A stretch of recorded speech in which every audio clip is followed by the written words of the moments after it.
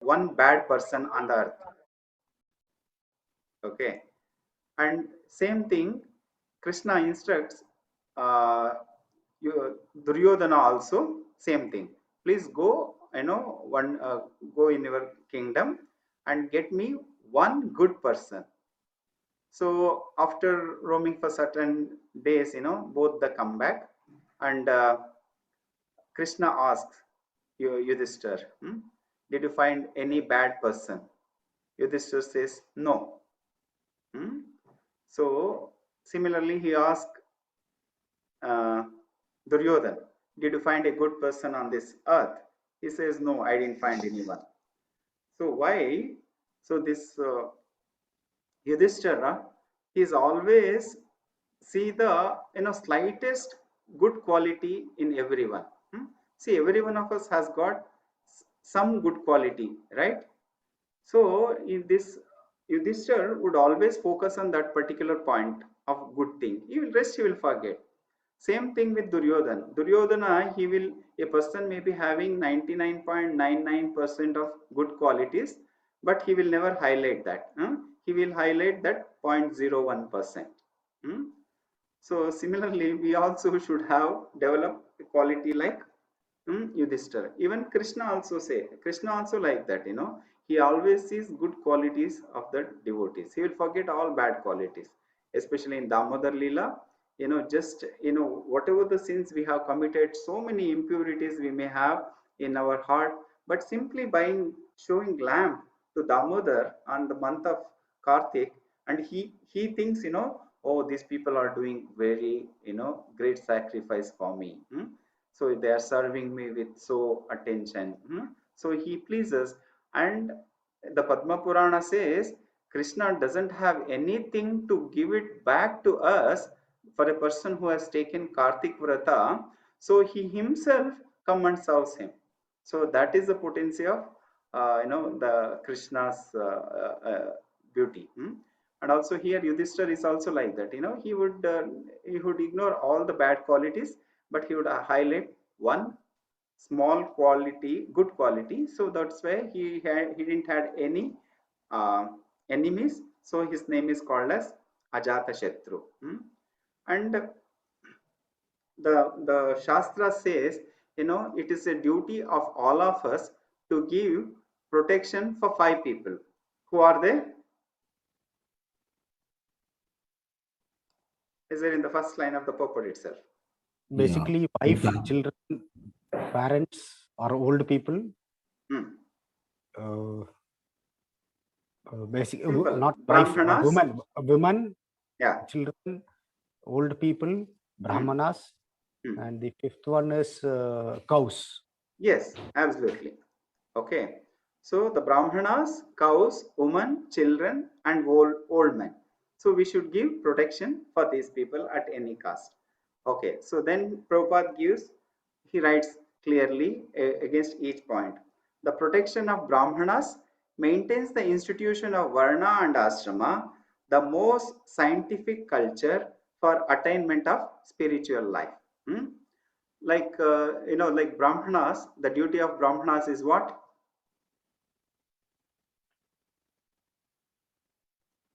What's the duty of Brahmanas? Teach the good things to the society, explain about religious principles, protect religious principles. Yeah, like they are the teachers, right? Like when we were school, we were taught, so wherever we had a good teacher, still we remember them, right? Because they were the one who molded us. They imparted the knowledge. Similarly, it is the duty of Brahmanas to give the knowledge to the society, and they should ensure that people take up to the right process, right path. In the past, these Brahmanas were given very high value, and people would consult them for each and everything. May it be a marriage ceremony, may it be a naming ceremony, may it be doing some good, some function, or anything, or some drought comes, or they have to go to the field and they have to do the what do you call the cultivation they have to start. They would go to Brahmanas and they will ask their guidance. and in return Brahmanas would guide them without anticipating anything. Okay, so but now the trend is changing it. The Brahmanas are, everybody is becoming like, business minded. So the Brahmanas, they want to, uh, exploit other classes. When the people go for the suggestion, they will try to take more money, which is not right thing. We have seen in Bhagavad Gita, right? So Dronacharya was a Brahmana. So when uh, uh, no, when the son of Drupada, what's his name? Drushtadumna. Drushtadumna, yeah. Yeah. So he came. So Drushtadumna, he is specifically born to kill Dronacharya.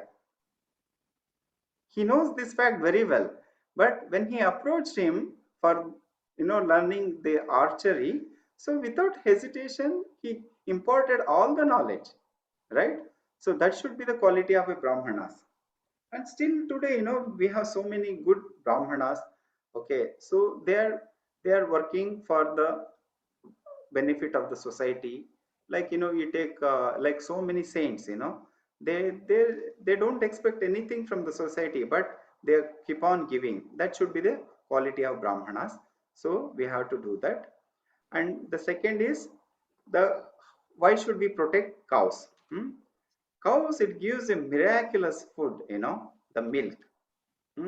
So simply by drinking the milk, what happens? Our finer tissues of the brain, it will get nourishment. So nowadays, like the people, they don't give milk.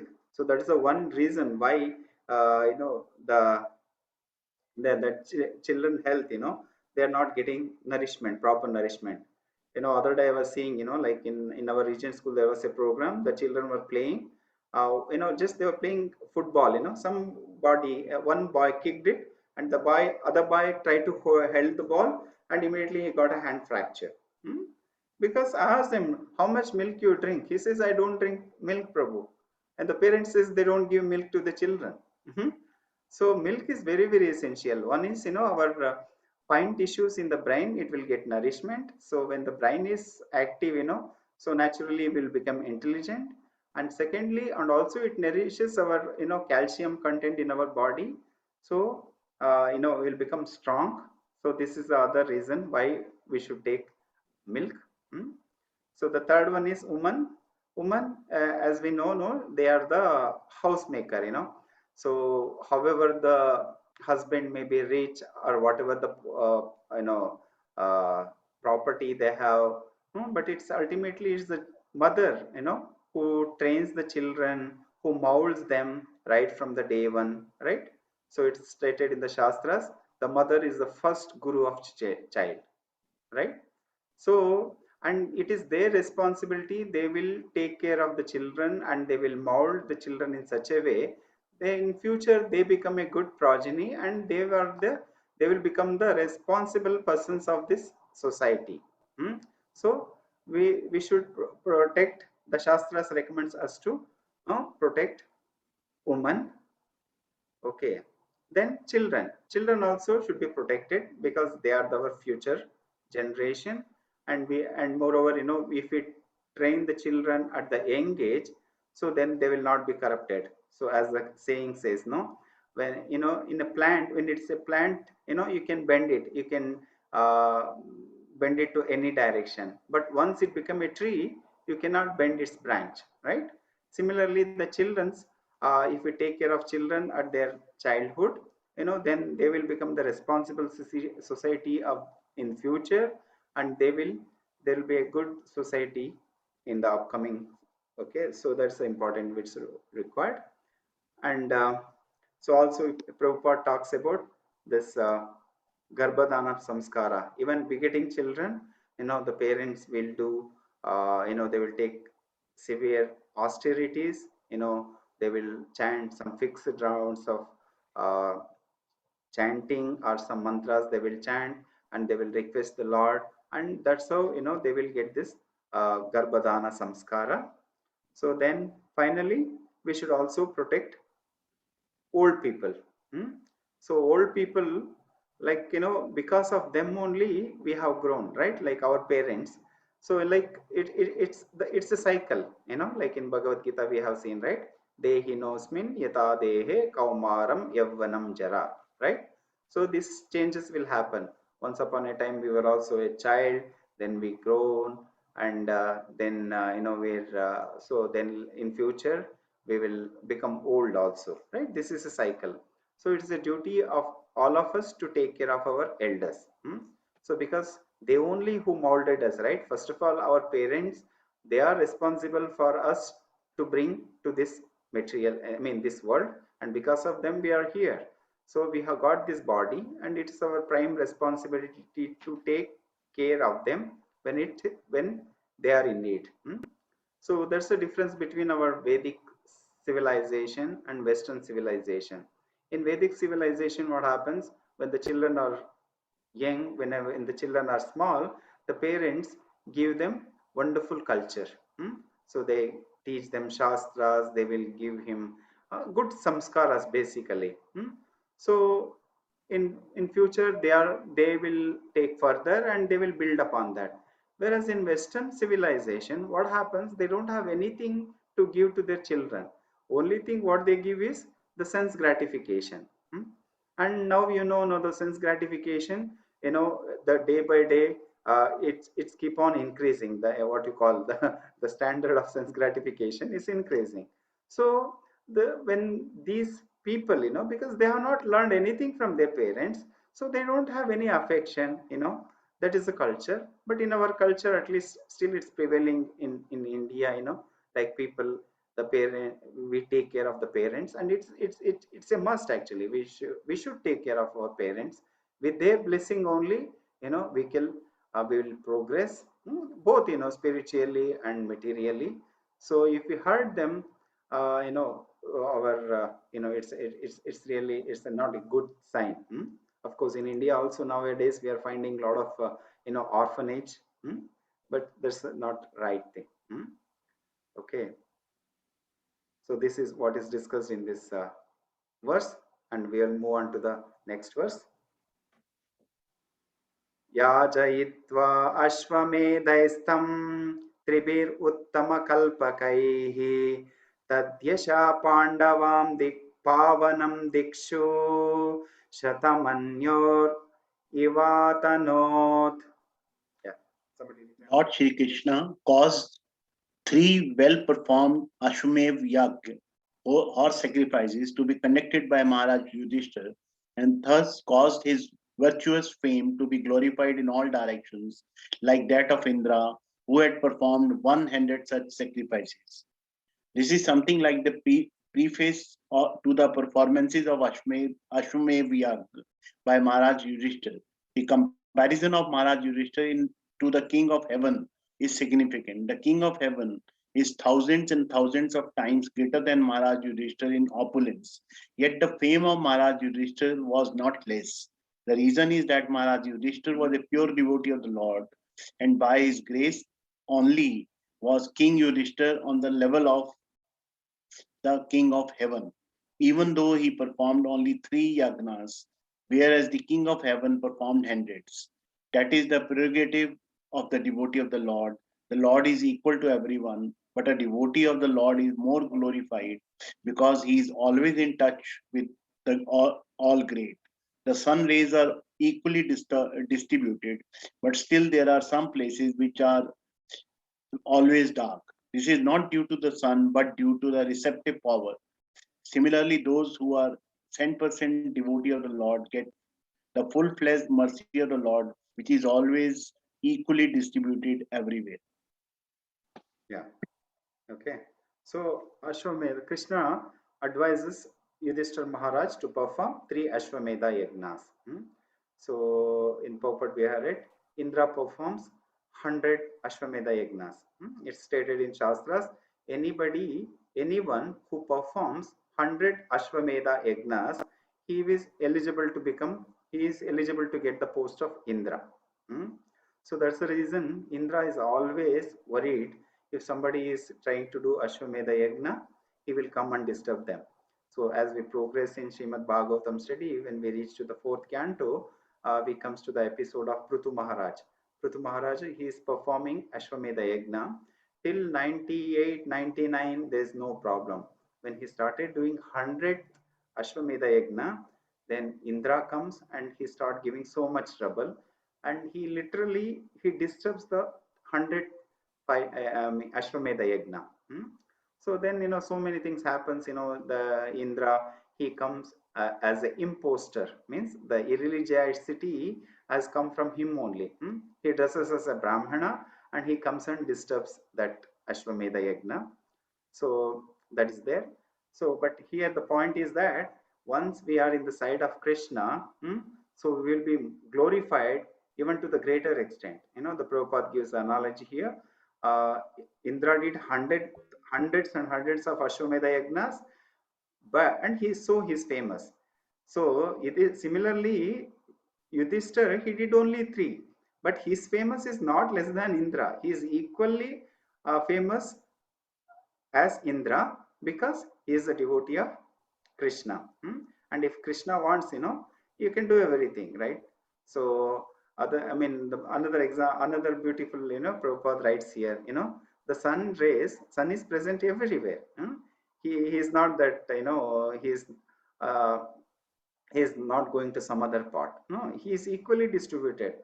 But there are some places where, the sun rays, they will not get it. Similarly, the Krishna's mercy is everywhere. It is up to us how can we go and get that mercy. The Acharyas give example, like it's raining, like mercy is like a rain. But what happens, like some of us, we go and we hold the umbrella and we will get drenched slightly, so that is slight mercy we receive. And some people will become fully wet, without any umbrellas or any protective things, and they will get the full mercy. And there are some other classes of the society, by seeing the rain, they never step out. So like that, the getting of mercy is in our hand only. Because sometimes we will say why Krishna is partial, he is partial, he does partiality to only his devotees. It's not like that. He is there for everyone, but it is up to us how we reciprocate with him. Like a father, father is, he treats all his children same. But the children, whoever is very obedient to father has got extra mileage, extra affection towards him, right? Similarly, Lord also. Okay, we'll move on to the next verse, Prabhu.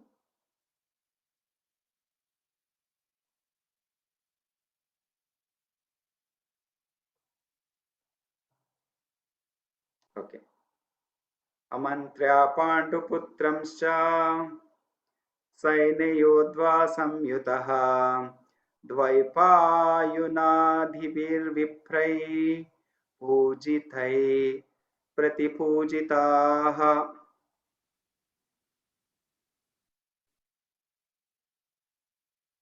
Yes, bro. Translation? Lord Sri Krishna then prepared for his departure. He invited the sons of Pandu after having been worshipped by the Brahmanas, headed by Srila Vyasadeva. The Lord also reciprocated greetings. Purport. Apparently, Lord Sri Krishna was a Kshatriya and was not worshipable by the Brahmanas. But the Brahmanas present there, headed by Srila Vyasadeva, all knew him to be the personality of Godhead, and therefore they worshipped him. The Lord reciprocated the greetings just to honor the social order that a Kshatriya is obedient to the orders of the Brahmanas. Although Lord Sri Krishna was always offered the respects due to the Supreme Lord from all responsible quarters, the Lord never deviated from the customary usages between the 4 orders of society. The Lord purposefully observed all these social customs so that others would follow him in the future. Yeah, this we have seen in Bhagavad Gita. He himself says, "Yadi heyam navarteyam jatu karmanyatindritaha." First of all, it's the Lord who is established this Varnashrama Dharma. Chatur Varnyam Maya Srishtam Guna Karma Vibhagashaha. So then not only that, he also set an example. Here Krishna has appeared as a Kshatriya, and he was not to be worshipable by Brahmanas. But the Brahmanas who are present there, like Vasudev, and they all know Krishna. Who is Krishna? Krishna is none other than Supreme Personality of Godhead. So they offered him, they washed his feet, and they offered his prayers, and Krishna accepted. And at the same time, he is behaving as if he is obedient to the Brahmanas. He is following the Varnashrama Dharma, because he is setting a scene for all of other people to follow in future. Okay, so we'll move on to the verse number 8. Gantum kramate brahman द्वारकामृतमास्थितः उपलेभे अभिधन्वन्तिम् उत्तराम्बय विह्वलम्. Mr. Rao, you have to shift it to the next verse. As soon as he seated himself on the chariot. Is it? Did I skip? No, I think.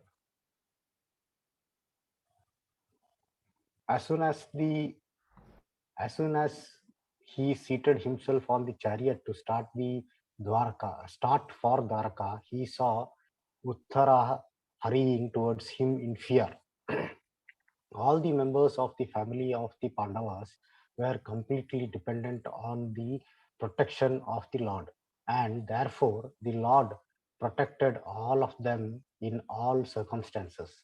The Lord protects everyone, but one who depends completely upon him is specifically looked after by the Lord. The father is more attentive into the little son who is exclusively dependent on the father. Okay. So we have seen that, right? Samoham sarvadush bhuteshu. The Lord is equal to everyone, but one who reciprocate with him is also more reciprocating. Also in 4th chapter also he says, Ye yata mam prapadyante tam stataiva bhajamiham.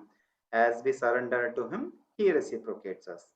The Acharya says, if we put one step towards Lord, Lord will come 100 steps towards us. Lord will come 10 steps towards us. We put 10, Lord will come hundreds. So it's like that, with that proportion. So here the Uttara. Who is Uttara? Manyu's wife. Whose wife, Prabhu? Abhimanyu's. Okay, Abhimanyu's wife. So this Uttara, she is the daughter of Virata, King Virata. So during the exile, the Pandavas, they have to spend 1 year in incognito. So means they should not be, nobody should identify them. Nobody should find out them. So that was the condition. That's called as incognito. So during this incognito, all these Pandavas, they come to the Virata king, and they will take under their they will work there with different positions they take, like Arjuna, he becomes a Bruhannala, who is a dance teacher. Then Yudhishthira, he become an advisor to the king. Then Bhima, he became a cook, and he was heading the kitchen of Virata Raja. Then Nakula Sahadeva, they accept some menial services. Yeah, they would take care of cows and horses. So means the main idea is nobody should identify. So they did that. So one day Duryodhana comes to know this Pandavas, they were in Virata, they were under the shelter of Virata. So he attacks that particular country. That Virata Raj. So then he attacks from all the corner. First he attacks from the southern side. Then Virat Raja with his army, he goes there to fight the battle. So, but here in nobody is there in the capital. Then this Yudhishthira, he sends another army attacking from the northern side. So then this Uttara, the son of King Uttar Kumara, the son of Virat Raja, so he boasts himself he is as if he is a great warrior. So he can fight the battle. And he says, don't worry, mother, I will go and conquer them and I will defeat them. And he goes there. But when he goes, and of course, he will appoint this Bruhannala, the dance teacher, because then, since there were no charioteer, so Arjuna, he offers himself, okay, I can ride the chariot for you. So he takes him on his chariot, and Arjuna became a charioteer, and he is going there. And as soon as Uttara Kumara, he sees the Kauravas in a huge army, then immediately he'll become very, afraid of it. And he was trying to run away from that. He says, Arjuna, please turn the Ratha back, chariot back. Yeah, it's not Arjuna, it is Bruhannala. Okay. Then Bruhannala, he gives him, no, being a Kshatriya, you should fight. But since Bruhannala is not following Uttara Kumara's instruction, he jumps out of the rath and he want to run away to the palace. But immediately Arjuna grabs him and put him in on the chariot, and he says, "You don't worry, I'll fight for you." And single-handedly he fought against the army which was sent by Hastinapura, and all those people, including Bhishma was there. Bhishma, Drona, everybody will run away, and everybody knew it is none other than Arjuna. Okay, so that was the episode happened. So we says, if somebody unnecessarily boosts themselves, generally we'll call them, don't speak like a Uttar Kumara. Means actually they cannot do anything, but simply they talk. So then this incident pleases Uttara Kumara as well as his father, Virat Raj. And this Uttar Kumara had a sister by name Uttara. So they wanted to give that Virat Raja wanted to give his daughter, that Uttara, to Arjun. But Arjun says, no, no, I cannot take, I cannot marry her, but I will accept her as my uh, daughter-in-law. So I have a son, Abhimanyu. So that's how they get married. So this is the story. This is the pastime happened. Then Arjuna, the Abhimanyu was killed in battle in the Chakravyuha. Even he was killed, in cheating way. It's the not righteous way he was killed. And then this Uttara, she did not underwent for sati. Sati means when the husband dies, normally the tradition is the wives also die. They will jump into the fire and they will give up their body. But this Uttara did not do that because she was pregnant then and there was a progeny of Pandavas. It is her responsibility. So she didn't jump, she was survived. Okay, then what happens in the next verse, we will see. Yeah, this is a very, very important verse and it's worth memorizing verse.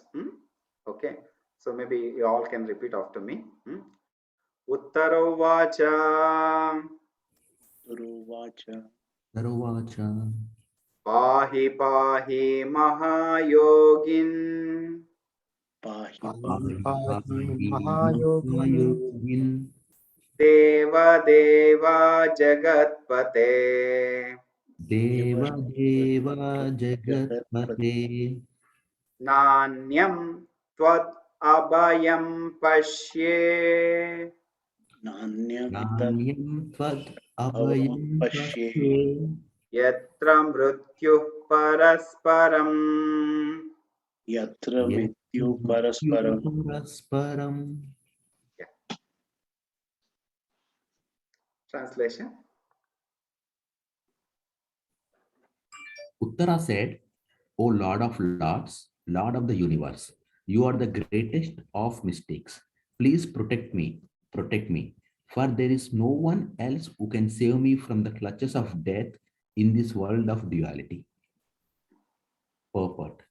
This material world is the world of duality, in contrast with the oneness of the absolute realm.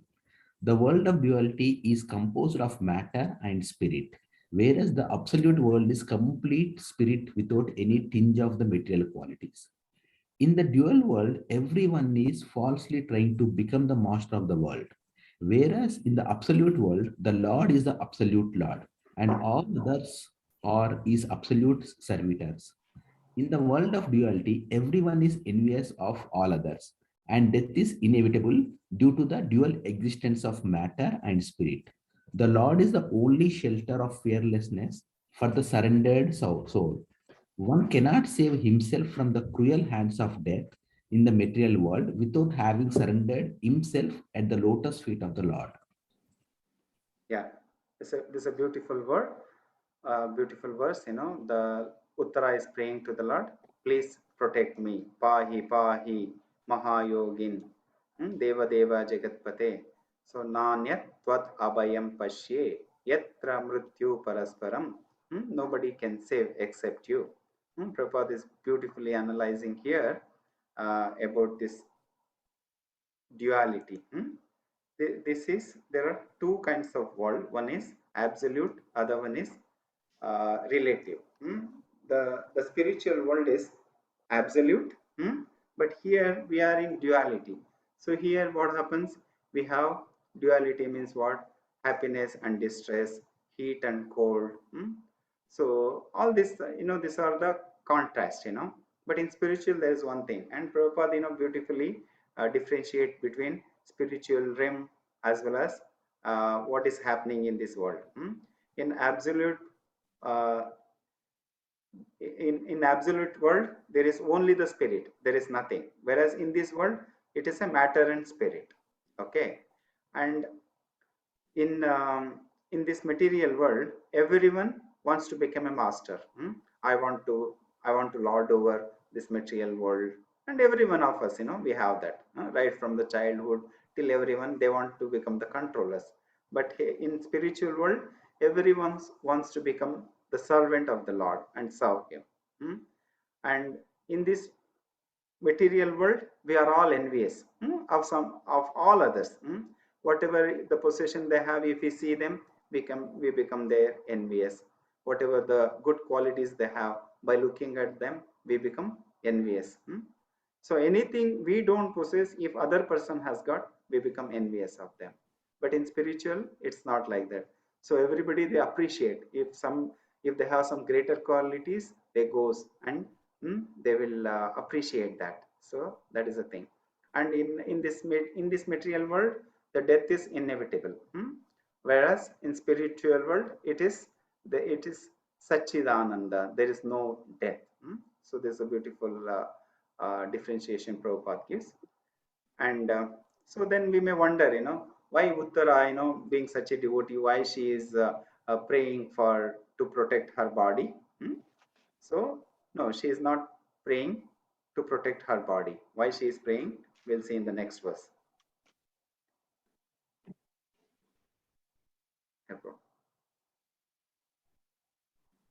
अभिद्रवति मामेशा शरस्तप्ता यशो विभो कामं धातु मां नाथा मामे गर्भ निपात्यताम्. O my Lord, you're all powerful. A fiery iron arrow is coming towards me fast. My Lord, let it burn me personally, if you so desire. But please do not let it burn and abort my embryo. Please do me this favor, my Lord. This incident took place after the death of Abhimanyu, the husband of Uttara. Abhimanyu's widow, Uttara, should have followed the path of her husband, but because she was pregnant and Maharaj Parikshit is a great devotee of the Lord, was lying in the embryo, she was responsible for his protection. The mother of a child has a greater responsibility in giving all protection to the child, and therefore Uttara was not ashamed to express this frankly before Lord Krishna. Uttara was the daughter of a great king. the wife of the great hero and the student of a great devotee. And later she was the mother of a good king also. She was fortunate in every respect. Okay. So she is praying just to protect her son. I mean, her protect the son who is in the womb. So with that, yeah. So like she can feel the heat. The fiery arrow is coming towards her, and she is telling it's causing a lot of pain. It's a lot of causing heat. So she is praying Lord to protect her embryo. So with this prayer, we stop here. We'll continue from the verse number 11 next week. Grantraj Srimad Bhagavatam ki Jai. Any questions? Any comments?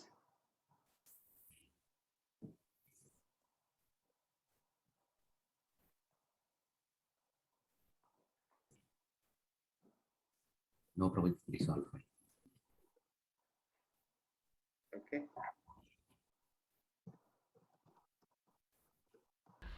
Thank you so much, Prabhuji. I can see one new devotee there, Gayatri Naik. Hare Krishna Mataji, would you like to introduce yourself?